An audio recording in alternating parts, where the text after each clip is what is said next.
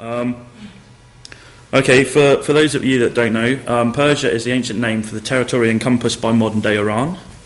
At its height under the Achaemenid rulers, which is basically the 6th and 5th century BC, the Persian Empire included territories found in Egypt, Israel, Jordan, Syria, Turkey, Russia, Iraq, Pakistan and Afghanistan. And just to give you an idea...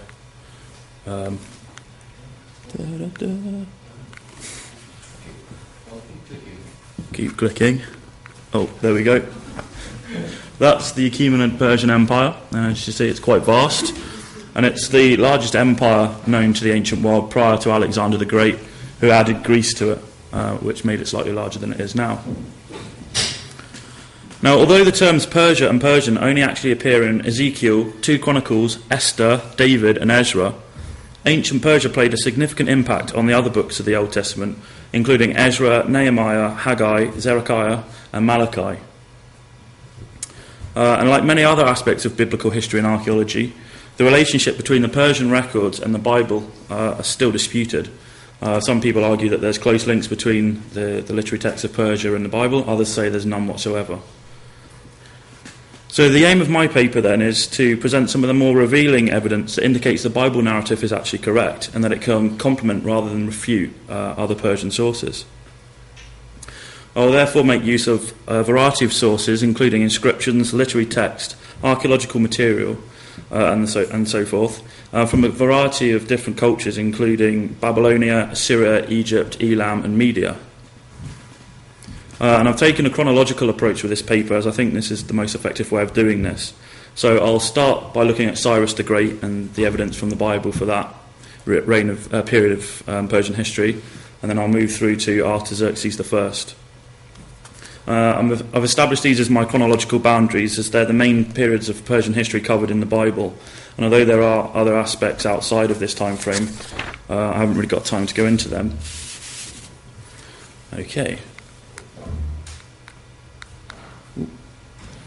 Okay, so this is Cyrus the Great, and there's a variety of different ways of depicting him throughout history. And he lived from approximately 590 BC to approximately 530 BC. And he's also known as Cyrus the Elder, and he's considered the founder of the Persian Empire and the Achaemenid dynasty. As leader of the Persian people in Anshan, he conquered the Medes and unified the 2 separate Iranian peoples. And as king of Persia, he reigned over the new empire from around 550 until his death. Under his governorship, the empire expanded, eventually conquering most of Southwest Asia, much of Central Asia, Egypt, and into the Hellespont. And then into the east, he conquered as far as the Indus River. And as I said before, this created the largest empire the world had seen at this time. During his 29-year reign, Cyrus fought against some of the greatest states of the early classical period, and this included the Median Empire, the Lydian Empire, the Neo-Babylonian Empire, although he didn't quite venture into Egypt because he died fighting the Mazzageti tribe in around 530, so he never actually quite made it to Egypt, and it was his successor, Cambyses, which was to actually make it to Egypt. And between the years 546 and 540, Cyrus spent much of his time stabilising his reign and crushing various rebellions. So one of the big revolts that he had to put down was Babylon. So as part of his period of stabilisation, he invaded rebellious regions, and he implemented political, economic and social reforms. So being a powerful and rebellious state, Babylon was obviously a key target of his, and he undertook a campaign against the region in 539. And here we have various pictures of Babylon. And you can just see in the bottom one the American troops before they drove over it with tanks. So I'm not sure quite how much of that's still standing. Okay, so at the point that Cyrus begins his invasion, the morale of Babylon has hit rock bottom, and the people are depressed because of the complete neglect of their main city god Marduk. And this is down to the fact that Nabonidus, their king, has decided to abandon worship of Marduk, and he's decided to unexpectedly move to Timar in Arabia, and he'd been living there for 10 years at this point, so he completely abandoned the city, and he's left the rule of Babylon in the hands of his son Belshazzar. And this can account for the fact that in the book of Daniel we have Belshazzar as the de facto king rather than Nabonidus. So in anticipation of the growing Persian threat, though, Nabonidus hurriedly returns to Babylon, and he realises there's something big going on here, so he should actually make a return. And in 543, in a desperate attempt to maintain the loyalty of his subjects, and he collected together all the gods of all the different regions that were under his control, bring them into the city of Babylon, and start trying to celebrate festivals in their honour. Okay, so here is Nabonidus. So after years of neglect, the king finally celebrated the New Year rites once again, but it was too late to win back the people or the priests. So they turn against him, and they don't actually revolt against him, but there's unrest, civil unrest, and there's disturbances in the city. And then, according to the book of Daniel, Belshazzar was sacrilegiously using the vessels from the Jewish temple while celebrating a festival when the city falls. Cyrus comes along, and whilst this festival is going on, he sneakily invades the city. The clear implication of the passage is that the Persian attack caught the Babylonians by surprise. However, the statement has been questioned, and it's been argued that the size of army needed to storm a city as large and as vast as Babylon would be impossible to disguise or hide, so therefore it would take some vast oversight on the Babylonians to not actually spot an army of this size coming towards them. However, if we look at other sources, we find similar suggestions, and all these sources also point to the Babylonians being taken by surprise. Herodotus, in Book 1 of his histories, relates that at the time of the Persian invasion, the Babylonians were dancing and making merry at a festival. Similarly, we find in Xenophon's account in the Cyropedia that the Persians chose to attack during a certain festival, and I quote, when all the Babylonians were accustomed to drink and revel all night long. So although these are both Greek sources, and various scholars have questioned their accuracy and authenticity, and also the nature of the sources that they themselves used, we find the Nabonidus Chronicles confirming this view. And there's the actual chronicle, and I assure you that that is a language and not just someone hacking a chisel into a bit of stone. The Nabonidus Chronicle records the events during the rule of the last king of Babylon, King Nabonidus, hence its name, and this is records the invasion of Cyrus. Unfortunately, as you can see from the picture, the chronicles are currently damaged, and there are many blanks and spaces throughout the script, so we haven't got the complete script. The script, however, does describe how Cyrus's power was beginning to build up as he took over a number of city-states, and it lists his previous conquests. But in this account, it's also stated that the Persian troops entered the city on the 12th of October without actually having a fight. And further records that when Cyrus entered the city on the 29th of October, he was treated as a liberator, not as a conqueror. And that people come out and throw garlands onto the street and say, "What a great guy, you've liberated us from tyranny." And finally, we also have the Cyrus Cylinder, which proclaims that the Persians entered the city without a fight. And this is an important document, and I want to come back to that, and I'll show you a picture of it in just a minute. So what all these sources show us is that in this instance, the non-biblical accounts support that in the Bible. So it suggests that the city was taken unawares. Cyrus chosen to allow freedom of worship and even help restore destroyed sanctuaries. Cyrus went on to demonstrate his generosity by permitting the Jews to return to their ancestral homeland, a favour he also granted to other displaced people. And this again is recorded on the Cyrus Cylinder. And this here is the Cyrus Cylinder. And this was discovered by Rassam in the area of the Marduk Temple in around 1879, so we've had this for a fair while. The cylinder itself is an artefact consisting of a declaration issued by the Emperor Cyrus II of Persia, and it's inscribed in Akkadian, and it's on a clay cylinder. The cylinder is approximately 23 centimetres long, and it contains around 45 lines of text, and this is one of the most prized possessions of the British Museum.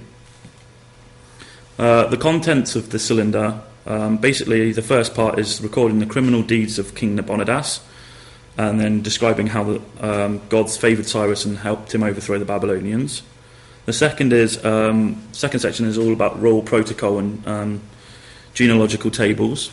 The third is sort of a peace decree, allowing deported gods to be returned to their sanctuaries and displaced peoples to return home.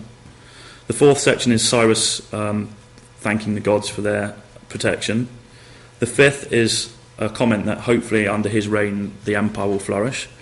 And the sixth starts to record what building activities he's going to undertake in Babylon. Now the cylinder is interesting because not only does it back up the claims in the Nabonidus Chronicle that Cyrus was accorded this great and joyous welcome when he entered the city, but it also confirms the account in Ezra that Cyrus permitted the Jews to return to their ancestral homelands. Now, according to the book of Ezra, which is chapter 6, verse 8, Cyrus not only permitted the Jews to return, but also gave them carte blanche to take funds from the imperial treasury. Now, this statement has caused major controversy. They argue that it's one thing for a foreign invader to pay respects to the religions of people he's conquered, but it's something entirely different to actually fund the rebuilding of their temples out of the state treasury. Also, the temple at Kargar, at the Oasis, and these were subsequently rebuilt from top to bottom. Or probably from bottom to top. Gardner also suggests that Cyrus can be found funding the rebuilding of the Inna temple at Uruk and the Enuma temple at Ur, and a variety of other smaller temples in Babylon. And this demonstrates an important point, and that is that we shouldn't judge the Bible on our own expectations, but on what it actually says. So we shouldn't think just because conquerors should be expected to not want to pay for the rebuilding of temples out of their treasury, that they don't. The Bible clearly states it does, and so do other sources. Okay, so I shall now move on to look at Darius, and that's Darius the Great. And he lived between around 549 BC and 485 BC, and he became king of Persia in around 522, and he came to power as the result of a bloody coup, and this was a coup which claimed the lives of both of Cyrus's sons. Now, Darius' early reign was marked by revolt. Babylonia revolted twice, Sicily 3 times, and the Greek cities along the Ionian coast, with the support of Athens, claimed their independence, and this act was to precipitate several ill-fated Persian expeditions against Greece. Now, Darius conquered the nations of the Pontic and Armenian mountains and greatly expanded the Persian influence. He also fought against the Sakar and other Iranian steppe tribes, as well as the Turanians from beyond the Oxus, and thus undertook a campaign to stabilise all of his borders. In the course of these campaigns, Darius made a number of military reforms, including introducing conscription, pay for soldiers, and specialist military training. Darius became known as being a great statesman and organiser who thoroughly revised the Persian system of administration and their legal code. And his revision for the legal code basically revolved around laws of evidence in court, slave sales, deposits, bribery, and assault. So these were all the areas that he looked at sort of changing. And it was through his reforms that he became the true successor of Cyrus the Great. He also divided the Persian Empire into 22 provinces, each under the supervision of a governor, or the Persian word satrap. And these satraps were usually a hereditary position and were largely autonomous, allowing each province its own distinct set of laws, traditions, and ability. Now, Darius is mentioned in Ezra, Haggai, Zechariah, as being the Persian king under whom the Temple of Jerusalem was finally reconstructed. Now, we know that Solomon's temple was destroyed by King Nebuchadnezzar in around 587, and although the Jews had returned under Cyrus, they hadn't laid the foundations of a second temple until around 536, and then work halted during the next 20 years in the face of opposition. And we know this because Ezra chapter 4, verses 1 to 5 tell us. The Bible then records that the Lord commissioned 2 prophets to stir the people back into action. These were Haggai and Zechariah. So some scholars have held now that there's an irreconcilable difference between Ezra and the reference in Haggai and Zechariah, as the former speaks of the foundation of the temple being in 536, and the later sources imply a second foundation in 520.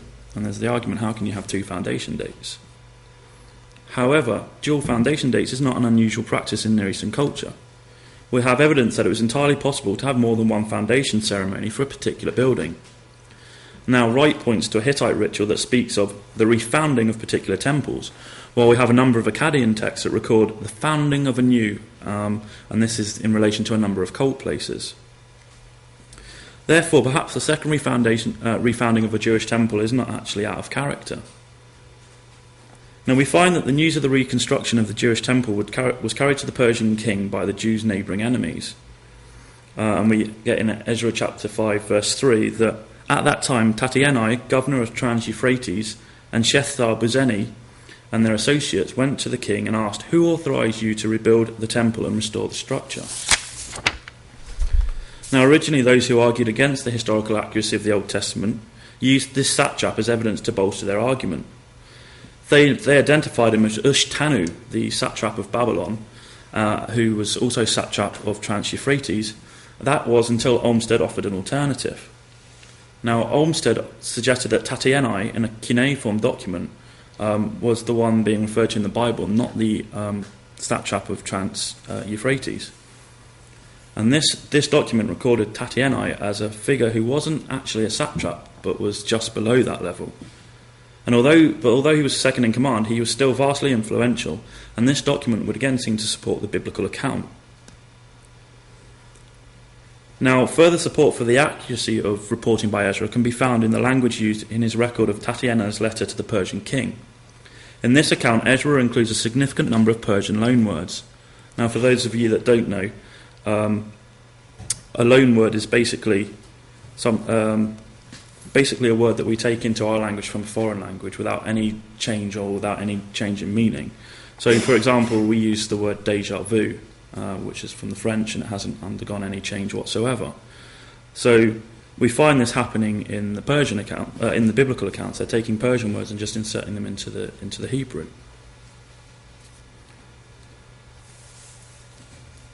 Furthermore, support for the biblical account was found in the Aramaic letters discovered at Elephantine, and I've got a picture of this.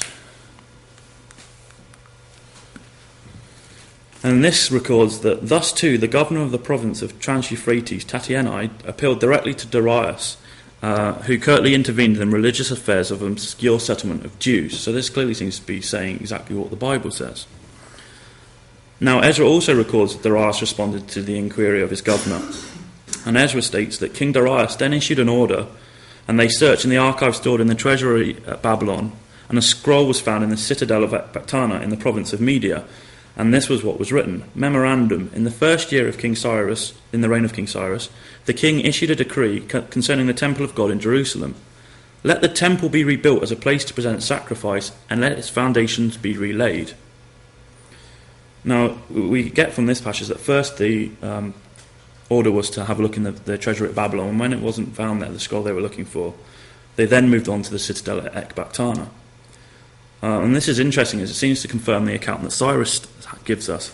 And he states that he left Babylon in the spring of 538 to spend the summer in Ecbatana. So, therefore, there's some confusion as to where he was when he made the decree. So, it was originally thought it was in Babylon. When the scroll wasn't found where it was expected to be, they then moved on to Ecbatana, and lo and behold, that's where they found it. So this would seem to sort of confirm that this was what was going on with Cyrus's travelling. Ezra also records that Darius solemnly warned the enemies of the Jews against interfering with the rebuilding of the temple. Furthermore, I decree that if anyone changes this edict, a beam is to be pulled down from his house and is to be lifted up and impaled upon it. And this is Ezra 6, verse 11.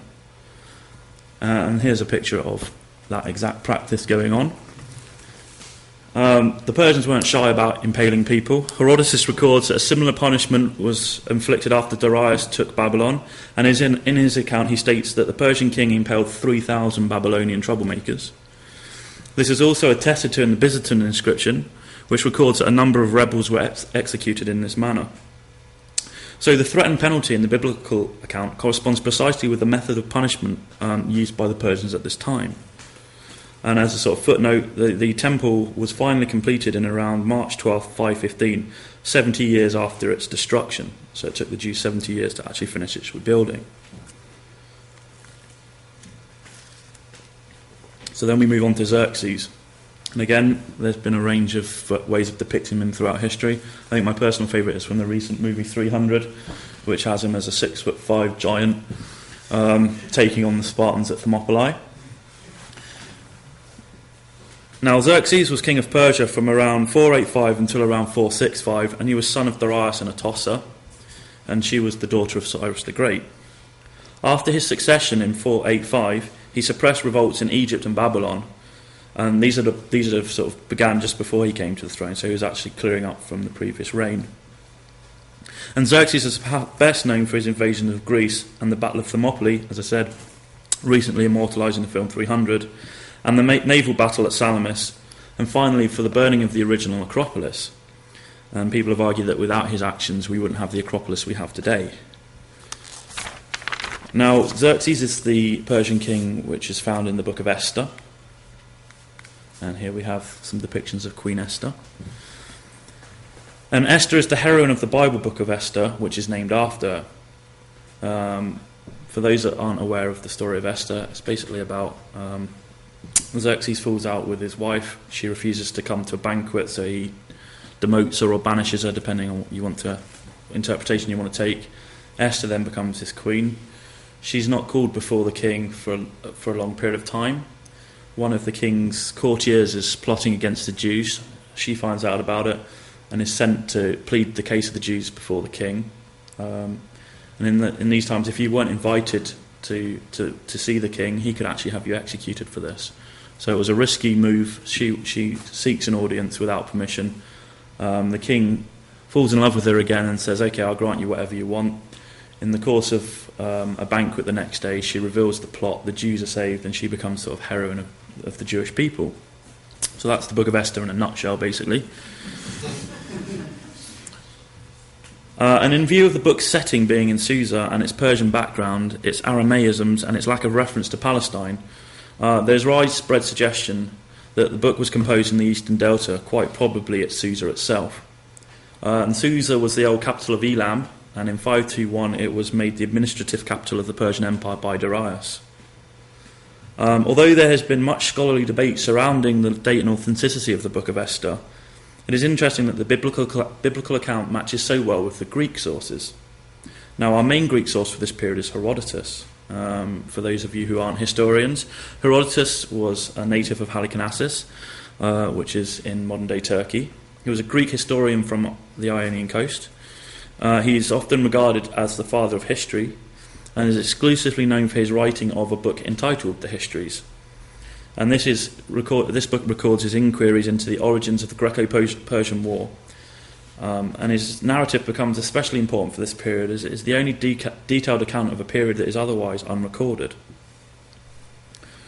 So one of the arguments that we get levelled at Esther is that it's a historical novel, and that it's written much later than the Achaemenid period. However, even those scholars who do suggest that the work is a later composition concede that the author is intimately acquainted with the Persian background of the book and the purported period. Berg, for example, who is one of the people that argue that it is a historical novel, notes, "The author's familiarity with both general and specific features of Persian life during the Achaemenid period also lends credence to the story. Furthermore, the story's intimate knowledge of Persian court etiquette, public administration, and the like strengthens the impression of its accuracy." Another historian states, "Esther has an excellent familiarity with Persian law, custom and language in the Achaemenid period." Rudolf Meyer, meanwhile, observes that Esther portrays an accurate knowledge of chronological data, the topography of Susa, palace protocol, court intrigues, and the like. And finally, Patton and Moore, on their commentary to Esther, list an array of customs that point towards the story being an accurate account. And I quote, "On the other hand, there is a fairly universal agreement amongst scholars that the author of Esther generally shows an intimate knowledge of Persian court etiquette, public administration, economics, and so on. If the author's tale does not mirror historical reality, it is indeed very, very well imagined." Now, these sentiments are mirrored by my colleague, Dr. Lloyd Llewellyn-Jones, and he works extensively on Persian court life, and he says that the familiarity that the author of Esther has means that it can only have been written at that period. There's no question that it's got a later composition. The evidence is just too overwhelming. Court etiquette and court life changes so quickly during this period that the moment in time that's described in Esther would have been lost, and it's got to have been written at the time. And a linguistic analysis seems to offer support to this hypothesis. Especially striking are the 30 or more personal names of Persian or Elamite origin, and the 12 Persian loanwords that I've already sort of talked about. In contrast to the confusion that reigns in the spelling of these names in Greek and Latin texts, the Book of Esther has preserved the Persian names with remarkable accuracy. Further evidence for the book's authenticity can be identified in its recording of personal names for the important Persian officials. And I've got a list of these. As you can see, the list provided in Esther is fairly comprehensive, and it can be supported by the Elamite Persepolis texts. Now, these might not look to the untrained eye like being particularly similar, but linguistically they are fairly similar, I am assured. And this great care taken with recording these names is in marked contrast to the practice of even Josephus, who omits such long lists of unpronounceable names as not to bore my reader. So Josephus sees the recording of this type of information as dull and boring and not necessary to the recording of history, whereas the writer of Esther records the names fairly diligently. Now, I haven't really got time to go into sort of linguistic analysis and explain why all of these names match the names on the other side, but if anyone is interested, then Stafford White's book and some articles are really, really useful, and I can refer you to them at the end. Now, another serious discrepancy cited by scholars trying to discredit the historicity of Esther is the fact that Herodotus, in Book 7, chapter 6, indicates that Xerxes' queen was a mistress, and this is in contrast to the Bible recording the name as Vashti. And here we have some different depictions of Queen Vashti and a mistress. Now, a mistress was a very powerful, vengeful and influential woman at the Persian court, and we see this in her reaction to the affair that took place when Xerxes was in Sardis. Now, Xerxes, having come back from Greece, and in a move worthy of anyone on the Jerry Springer show, falls in love with his brother's wife. He chases after her. She says, "I'm not interested, I'm married to your brother." So he goes, "Well, in that case, can I have your daughter?" So there's an arrangement takes place, and he actually marries his brother's daughter. Having fallen for this girl, he then makes the cardinal mistake of giving her a robe made by his wife. And this sets into motion a series of events which ultimately ends with the mistress having the young girl's mother taken away and mutilated in front of her. And when I say mutilated, this is to have her eyes poked out, her ears and nose and mouth cut off, and her breasts cut off. And she's then left to live like this. It's the most disgraceful punishment the Persians could inflict, because it didn't actually kill you. You were left to live with the shame of being mutilated. Now, again, Stafford White, who does all the linguistic analysis for this period, has suggested that by assuming certain phonetic modifications, an identification of Vashti with a mistress is easy to make, and this conclusion has been widely accepted now. So it's now believed that these two characters are the same person. And as I said, if you want the reference, I'm quite happy to speak to you at the end and give you the reference. But scholars have then said, okay, well, we can now identify these two people as being one and the same, but there's a chronological problem with the Book of Esther in that there's a gap. Now, clearly, in chapter 1, verse 3, this is the third year of Xerxes' reign, whereas by the time we get to chapter 2, verse 16, that's clearly the seventh. Now, we've skipped 4 years. So what's going on here? Now, if we synchronise this with Xerxes' absence while undertaking his campaign in Greece, we notice that the 4 years would seem to correspond exactly. So David Klein therefore notes that the 4 years between the deposition of Vashti and the installation of Esther as queen in the 7th year would coincide precisely with the 4 years Xerxes was absent from Persia.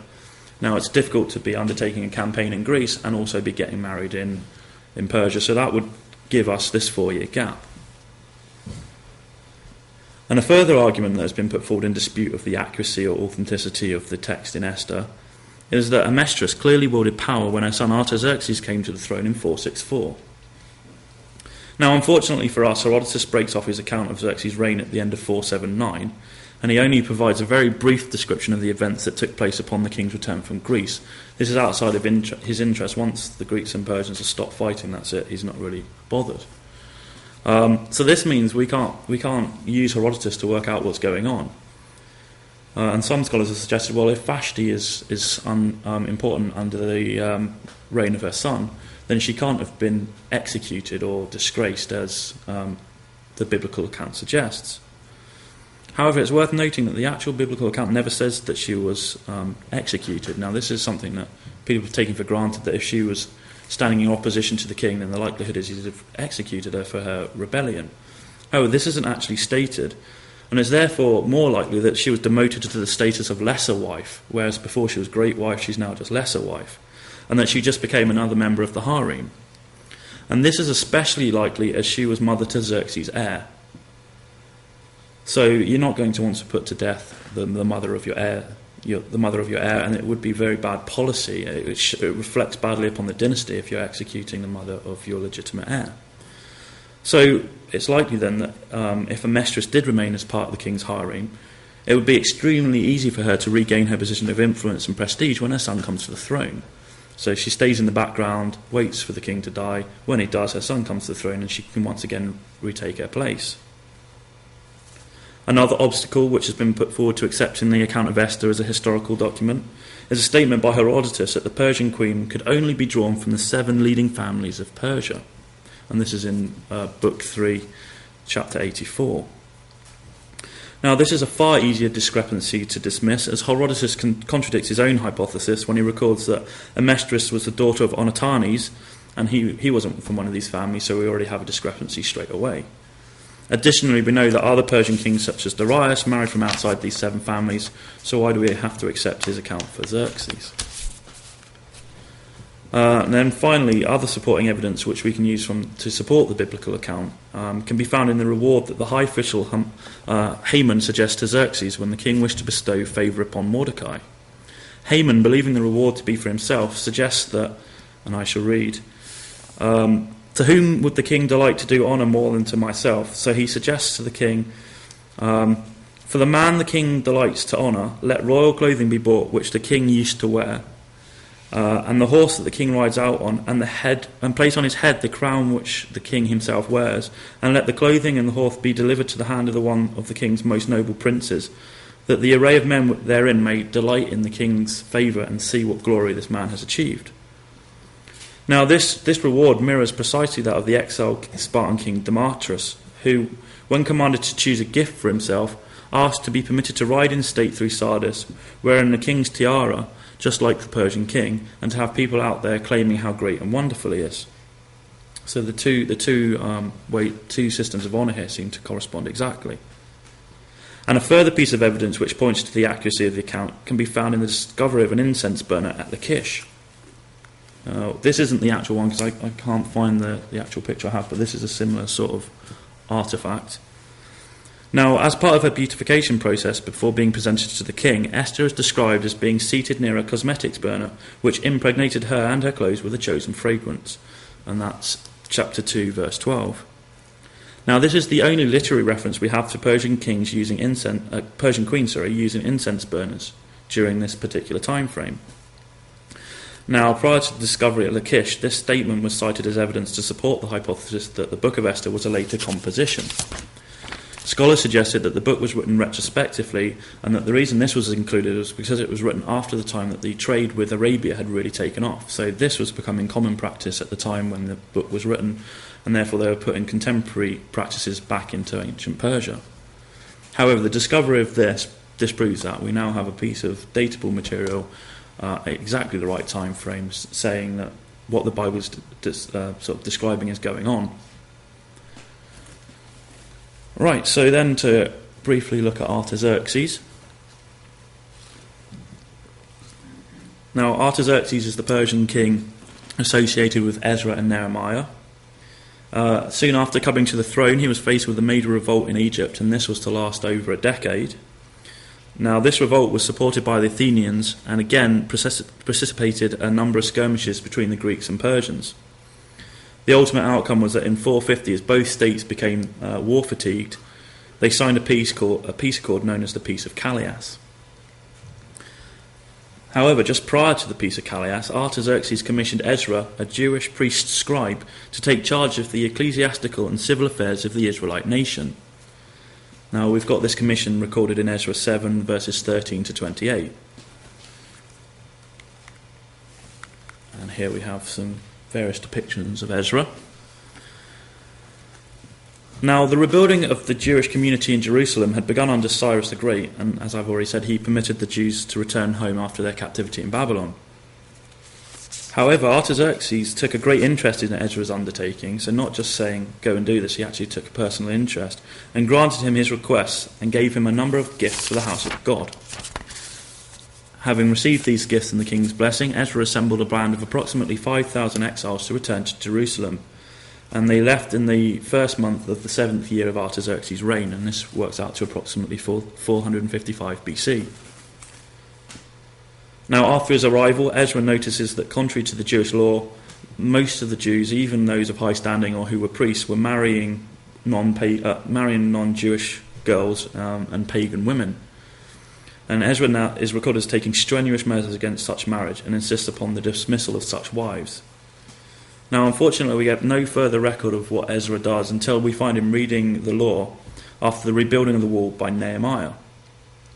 Ezra then is recorded as bringing the book of Moses to the assembly, and on the first day of the 7th month, Ezra and his associate reads the Torah aloud to the entire population, and this takes from morning till midday. So there's about a 7-hour session of having the laws read to them. And it is at this point that the Bible records a great religious awakening occurs. Now, there's been seen as a number of problems with this account. The fact that Artaxerxes commissioned Ezra, a mere scribe, to administer the law to his people has troubled a number of scholars. However, this in itself is something that I'd expect to find.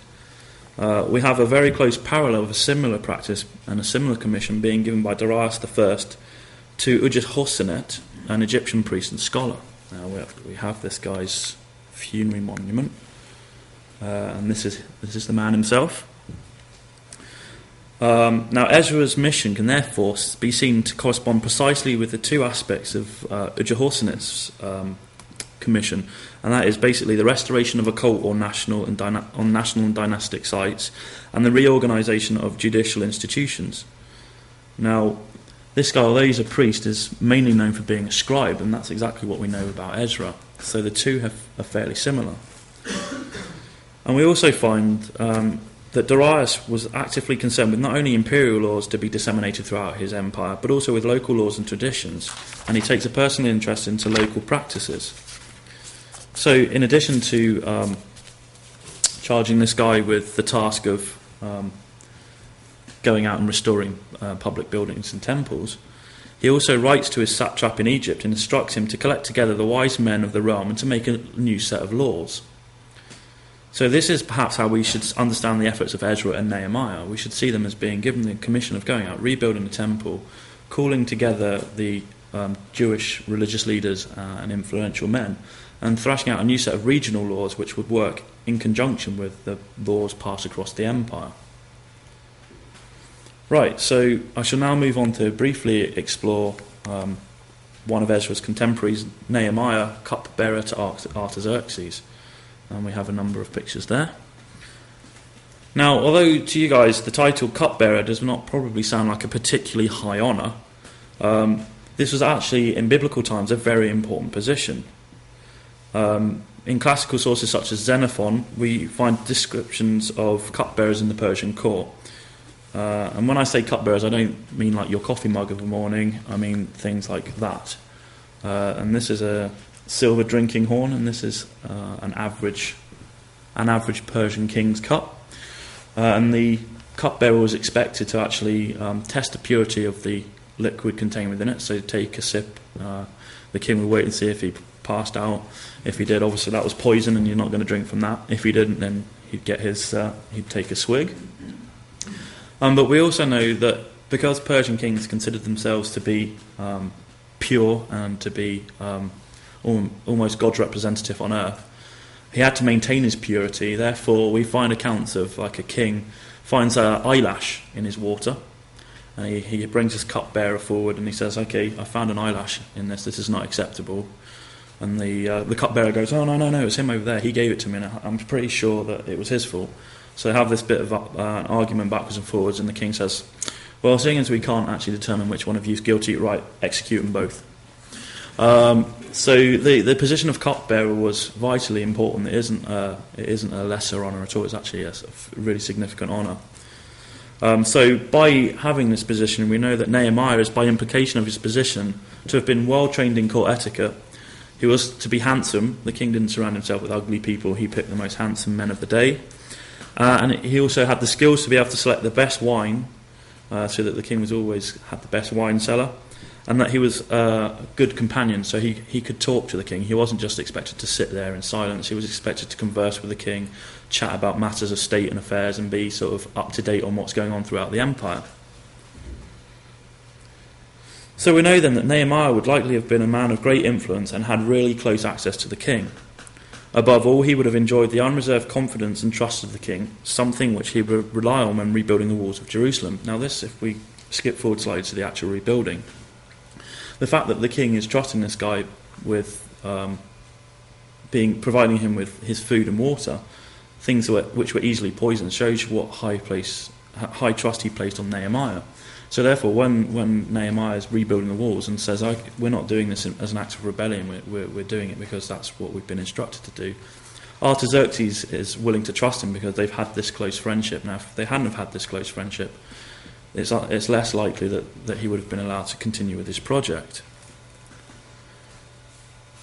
Right, so having gained this position of influence, he's then sent out to become governor of Judah.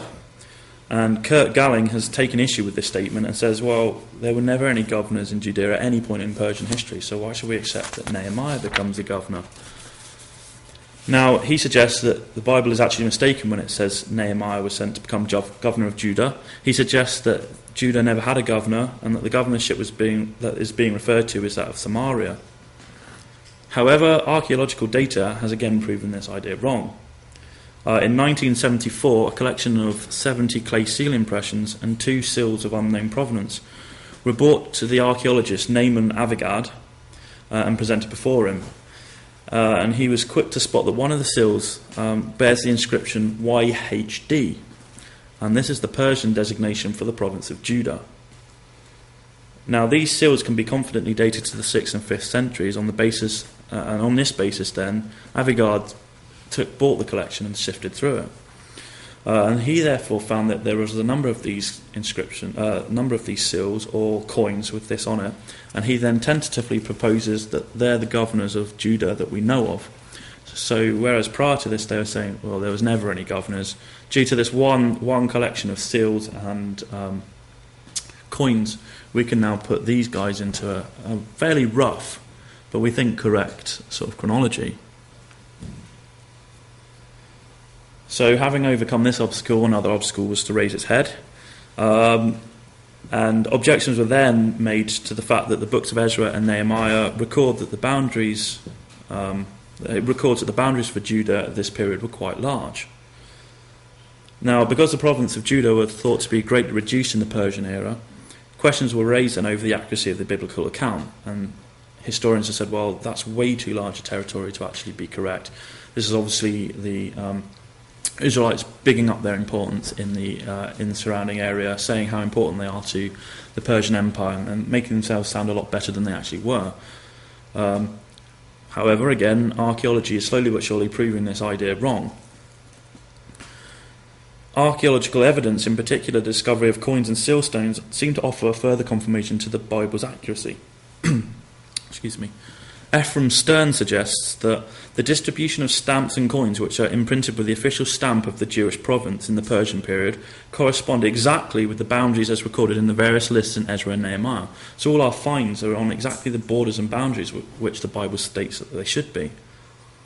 Now, Stern also points out that the discovery of border fortresses revealed in archaeological surveys, in particular those in the Hebron Hills, coincide again exactly with where the Bible says they should be. So archaeology is saying, well, actually, the Bible is right. We can't see these as overinflated thoughts of grandeur. This isn't the Israelites bigging themselves up. This is actually fact. We've now got forts along the borders that we thought that there should be. So once again, all this evidence supports to the accuracy of the Bible. Now, the Bible then records that the Israelite exiles returned to a tiny enclave surrounded by hostile neighbours. To the north they had the Samaritans, the Ammonites to the east, the Arabs and Edomites to the south, and the Phoenicians to the west. So they're sort of like an island in the middle of hostile states.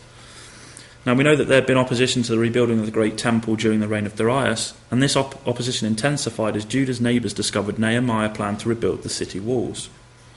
Now, people didn't like having towns with walls around them, because this means that if you wanted to take them down, if they went into rebellion, you had to besiege them. And sieges in the ancient world were a hit and miss affair. Unless you actually had someone on the inside opening the gates for you, they could be very long and costly. So it made people nervous if you had a neighbour who was building walls around their city. So we get opposition, and we find Nehemiah has a lot of opposition to the rebuilding of his walls. Now the Bible records that the main opponents to Nehemiah's scheme were Sanballat, the Samaritan, Tobiah, the Ammonite, and Geshem, the Arab. Now again, early scholarship suggested that these men were probably fictitious symbols of opposition. So these guys were sort of created as a way of sort of symbolising that the Samaritans were not particularly happy with this, and the Arabs weren't particularly happy with this. So they created these fictional characters to embody that. However, again, archaeology seems to support the biblical account. In a hallway of a temple discovered in the region of Amun, and which has recently been carbon dated to the Persian period, 2 inscriptions have been found that record the name of Tobiah. But more startling is the evidence for Geshem the Arab.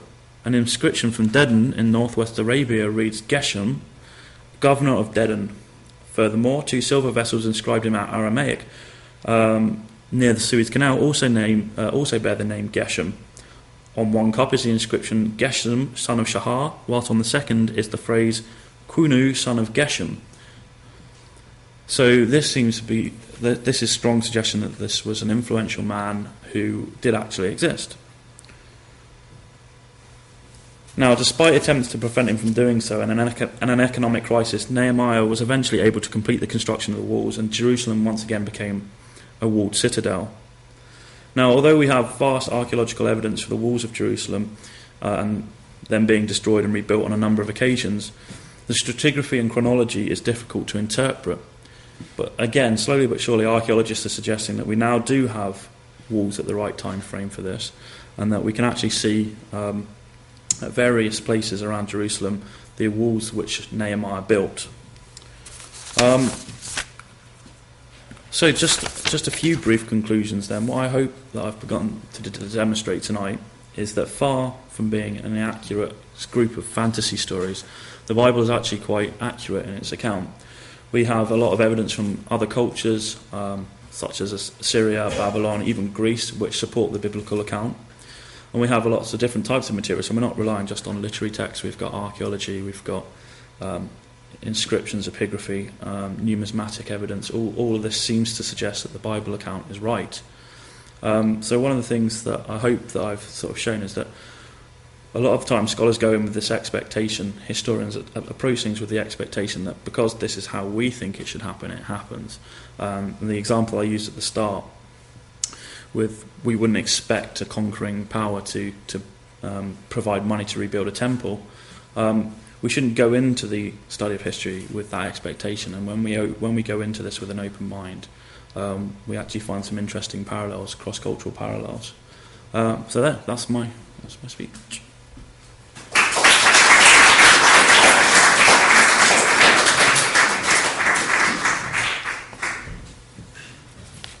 Thanks very much. If anyone has any questions, you're welcome. Yep. As a scholar, do you put more weight on the Bible in terms of veracity, or do you just treat it the same as non-biblical accounts? I treat it, well, I suppose when I started I treated it exactly the same, and I'd like to hope that I still do. My specialty for most of the Near Eastern stuff was chronology. I did a lot of work on David Roll's stuff, looking at the chronology, which is what I spoke on last time. And that was before I was a Christian. That was before I became a Christian. So I'd gone out there with a completely open mind. In fact, if anything, I'd probably gone out there to prove the Bible wrong and say actually it's not a very accurate source, and it's an entirely pointless waste of time to try and read it as such. I was actually convinced the opposite. I actually found that the more I read And the more I looked at it in terms of like Assyrian culture and Egyptian culture, the more there was a number of parallels. So I'd like to think that I still treat it as a historical document, and that's how I try and approach